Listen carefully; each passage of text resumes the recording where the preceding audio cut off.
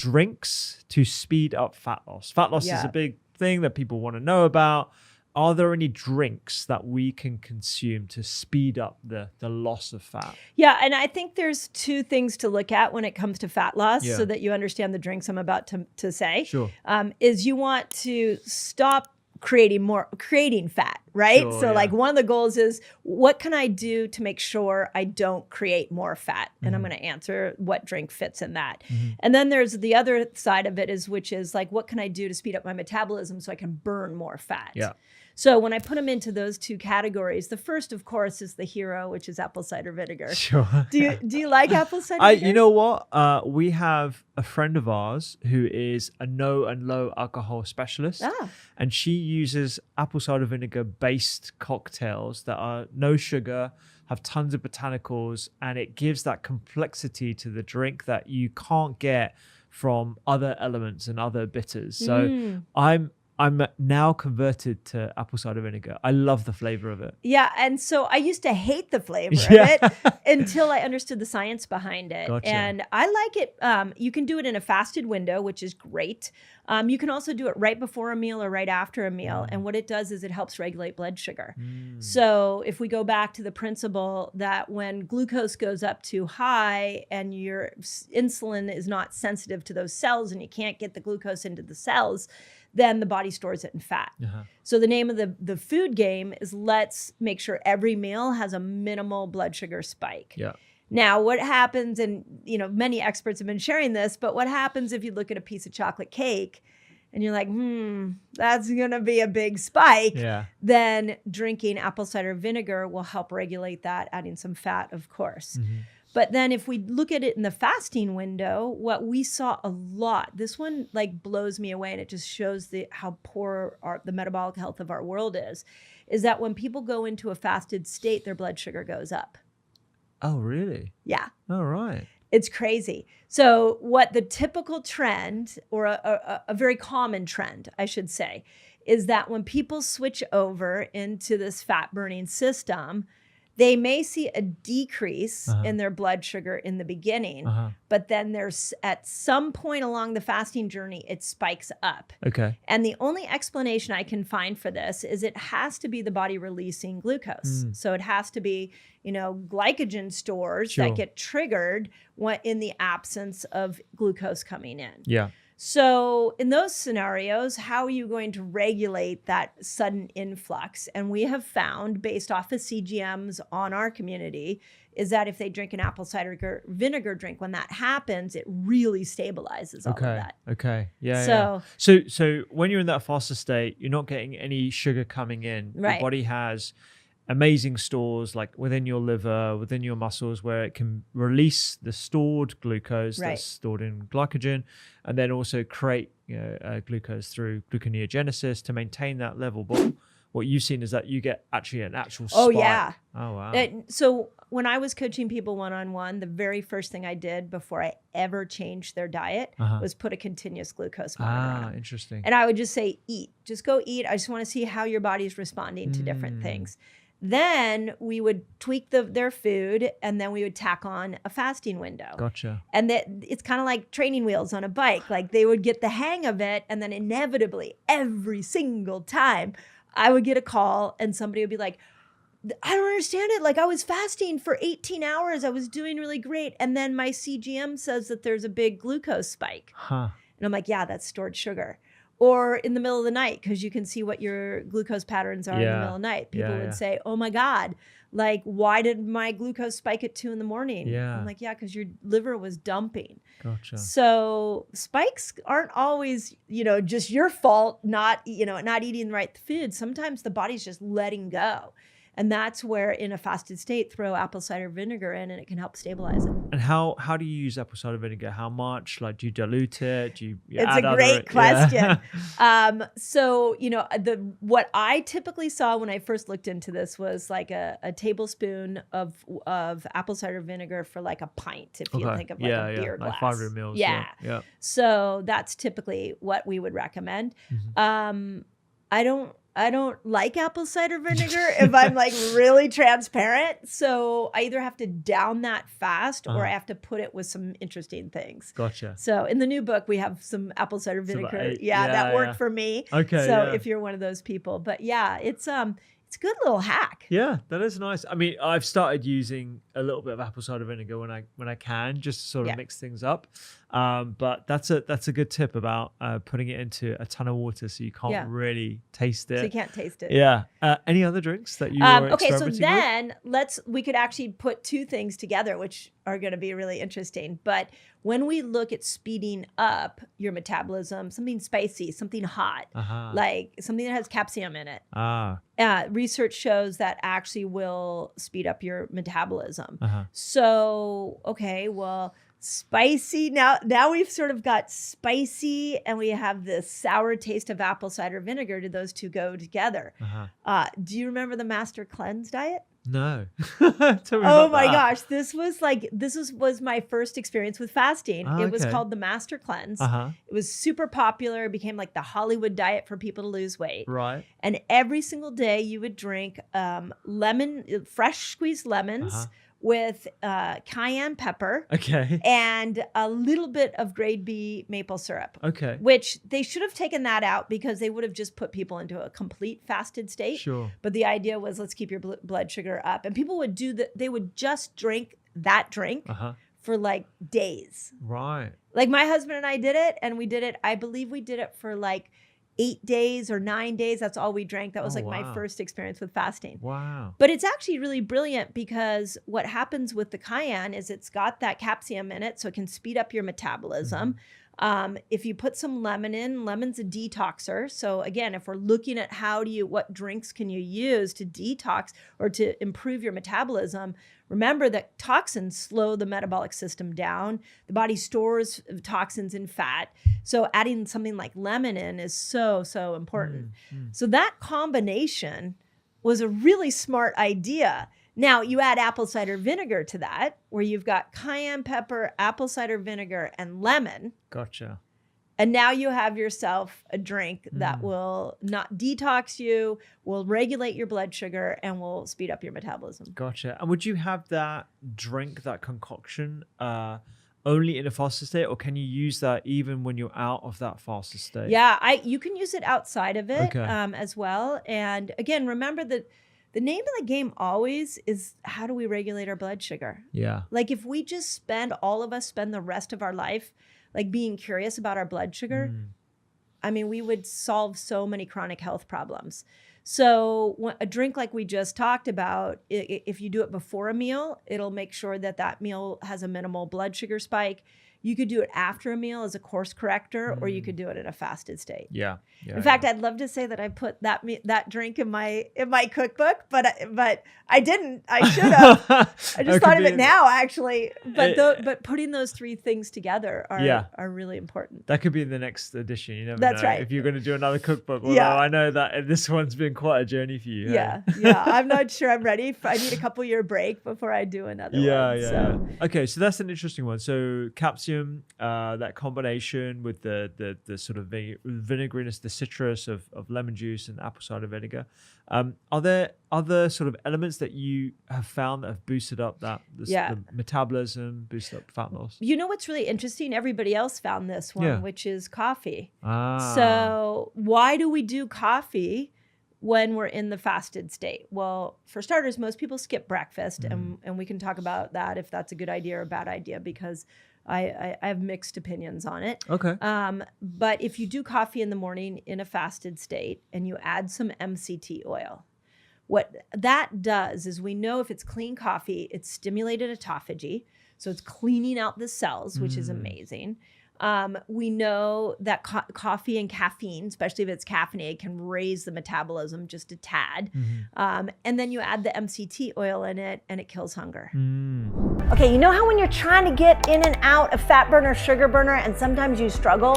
It might be that you have a metabolic blocker that's at play here. Want to know what those blockers are? Click on the link above and I'll take you straight to a giveaway, and you can have my list of metabolic blockers. So that combo, you've got, again, a detox, you got a hunger killer, and you have a gentle, mild increase in metabolism. Yeah. Yeah. So I think that's why I'm not always telling people get off coffee. Sure. Just be careful what you put in it. Yeah, yeah. And I think the quality of coffee, like you alluded to, is really important because a lot of coffee does appear to be poor quality in terms of molds and pesticides. And actually, when you look at independent lab testing of common coffee brands, you do find a lot of contaminants. And so, you know, there are certain coffee brands, I think, in the States, there's Purity. In the UK, there's Exhale Coffee. If you haven't come across them, I'll give you a bag. I know They're brilliant. Purity. I don't know Exhale, though. Yeah, it's like pretty much the equivalent. Actually, the founders know each other as well. Oh, really? They vibe. Yeah, That's yeah. awesome. So it's a really good brand. And in terms of like the independent lab testing, they go that step further because they realize a lot of coffee is not the best quality. And so I think it really depends on. Yeah. Yeah. And then, so it's an interesting dilemma. And I'm sure you have this as somebody who's an advocate of food, is that you say coffee and people go meander into their local, coffee shop, and they're like, oh, this is going to speed up my metabolism. But we have to have nuanced conversations, because if you're walking into the franchised coffee shop and you're getting a cup full of chemicals with a plastic lid, now you've got an issue where the body doesn't know what to do with all those chemicals, so it's going to store it as fat. And that's not what we're talking about. Yeah. We're talking about clean coffee, MCT oil, and then the cream that works best for you, because cream works different. Yeah. Do you in the same line of coffee with the caffeination and the polyphenols, do you recommend other sort of caffeinated drinks in that realm? Like I'm thinking green tea, matcha, yerba mate. Like, are those sort of all the other yerba mate is amazing. I mean, there's so many studies on yerba mate killing hunger as well. So I've done a lot. I like yerba mate iced, so I do a lot of iced yerba mate in the fasting window. So really good point. Green tea for me, if I have it in a fasted state, it makes me nauseous. Really? Yeah. So if I put green tea in a fed state, fine. It's really good. But so it's not one that I gravitate towards. Okay. Yeah. And there's actually, I heard this a long time ago, that when you look at coffee, black tea, and green tea, they all have different caffeine deliveries. So we're only looking at the amount, but it's how it gets delivered into your body. Oh, gotcha. So coffee is the quickest hit. Okay. Caffeine's coming in very, very fast. Right. Black tea is going to be a little slower, so it might take double the time for that caffeine to get into your system, so it's a gentle lift. And green tea takes the longest to get into your system. So it was actually the guys from Peak Tea. Okay. They were like, if you're going to look at your caffeine delivery system over the course of the day, you would do coffee in the morning, black tea maybe mid-morning or midday, and green tea in the afternoon, because it gets divvied out in a much slower way. Gotcha, yeah. Per his recommendation. Yeah, gosh, I've never really thought about that, because I think most people will just look up on Google amount of caffeine per 100 mils of coffee, amount of caffeine per 100 mils of green tea, without really thinking about the delivery system and just how quickly you absorb said caffeine. Yeah. Yeah. Isn't that crazy? Yeah, that's super interesting. Yeah, yeah. Okay, these are great drinks. So apple cider vinegar, capsium, coffee. Any others that we missed out? Yerba mate, I think, is a good one to put on there, because we do that a lot in a fasted state. Well, I mean, the way you asked the question was what speeds metabolism up. There's another piece to what you drink in your fasted state is, what do you do when you're hungry? What do you do when you're bored? And that's where you can look at, I mean, we've tried all kinds of fun things. Like we've taken mineral water and put them in wine glasses. So you feel kind of fancy. Okay. And some people some people do decaf coffee because they're gripping to their coffee. Other teas are fine. You can do, any kind of herbal tea in your fasted state, as long as it doesn't have cream or sugar in it.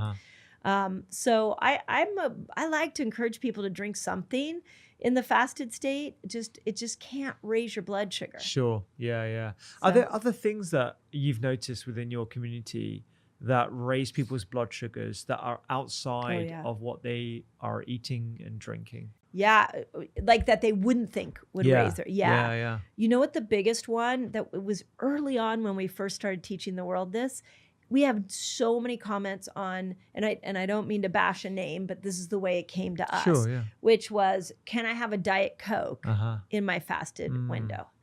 So you have to answer that first. You have to unpack the ingredients. Sure. So there's chemicals in there, and those chemicals, many of which, the worst one is NutraSweet, another, again, brand name, and it is an obesogen. So obesogen is a chemical that can actually turn a stem cell and reprogram it into a fat cell. Okay. So if I'm drinking Diet Cokes in my fasting window, or something with NutraSweet in my fasting window, over and over and over again, thinking that it's keeping me fasted, thinking it's helping me lose weight, actually it's not, because there's this chemical side that you have to remember, that the body doesn't know what to do with a can of chemicals. Yeah. And you have to remember that NutraSweet triggers these stem cells, not the first time you do it, but if you do it over the course of many years, yes, it's going to start to trigger those stem cells. And then the last part of that most people don't realize is NutraSweet increases appetite. Yeah. It stimulates the appetite center of the brain. So it's actually one of the worst things you could drink in your fasting window. Yeah. And so in terms of the 24 hours where people are consuming food, if you're going to be taking the diet soda, let's say, it's going to encourage you to feel like you need to eat more. Yeah. So you're going to have a worse time maintaining that fasting, or just maintaining your general sort of intake of food. Yeah. Yeah, you mean the whole goal is when you switch over into the fasted state, you shouldn't be hungry. Sure. Like your hunger over as the hours go on should be fine. And if you drink something that either spikes blood sugar or stimulates the hunger hormone or the hunger centers in your brain, you may just really struggle with your fasting window. Yeah. Well, I'll give him a shout out. But on Tuesday, I went on Chris Evans' radio show. Yeah. And such a sweet man. I know Chris. Yeah, he's lovely. He's a really big supporter. He's so nice. He loves all of you guys. Rangan he loves all of you. It's really sweet. Yeah. So he lovingly asked me what I thought of oat milk in his coffee. Yeah. Okay, just so I don't know if Chris is going to listen to this, but in case he's going to listen, I just have to say, because I said it very politically correct to him on live radio, but I'm like, no, Chris, no, not oat milk. And there's multiple reasons. If you're going to make your own fresh oat milk, fine. But oat is a grain, and oats in general tend to spike blood sugar. So oat milk is not a wonderful thing to put in your coffee because it's going to have the highest glucose response. Okay, second thing is almond milk, cashew milks, same kind of thing. We're going to find that it's going to create a bit of a spike, plus almond and cashew now have protein in it, so it could pull you out of autophagy. So I think what you put in your milk is really important, and test it on your blood sugar. That's probably what I should have told Chris to do. But my favorite one is I've been working with a very famous actress, and she was vegan when we first met. And I was like, okay, I want to honor that you love your vegan lifestyle, but let's just test everything on your blood sugar and see what's working for you and not. She was addicted to her coffee with oat milk and stevia. Right.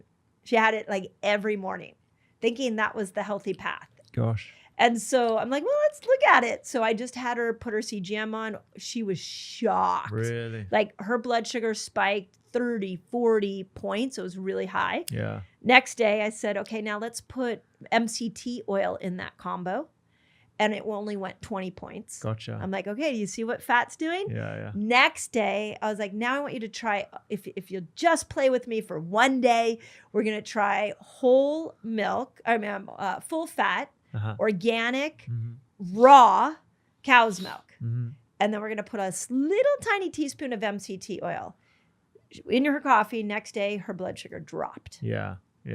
You knew where I was going with that one. Yeah, totally. No. I like the reason why is because my wife said the same realization. The penny drops, right? Yeah. So like when she loves her matcha oat latte. She loves it. Like, she goes to work and it's like a nice little treat, mid-morning, whatever. And she started wearing a CGM. And I remember she called me at like 11 and she was like, my CGM is just going off at me. Like it's good. This huge spike. I was like, have you by any chance had your oat milk matcha right now? And she was like, yes. And that was when the penny dropped. And you can tell people about the oat and how it's the oat milk and how it's processed and how it squeezes out the starch and that creates the sugar spike and stuff. But until they see it on their own personal CGM, it's a different sort of realization. And that's why I'm actually a fan of CGMs for certain people who, need to sort of see that visualization to have the sort of the penny drop and we changed her milk and stuff and she's a lot better. I was going to ask you, what is your preferred milk? Is it the raw? And I don't know what the rules on raw are. So you can source raw milk in the UK, but you just need to get it from a provider. You won't be able to find it in most supermarkets because it has to be pasteurized. But you can find it in farmers markets and sort of market towns. Okay. Yeah. Because in the US, they think it's going to kill you. Like they really are putting a lot of pressure on raw. Here's why I like raw is that it has probiotics in it and has enzymes in it. So the probiotics are adding good bacteria to your gut and the enzymes are helping you break down anything that's in, that like the lactose. So if you're mildly lactose intolerant, actually many people can do raw cow's milk.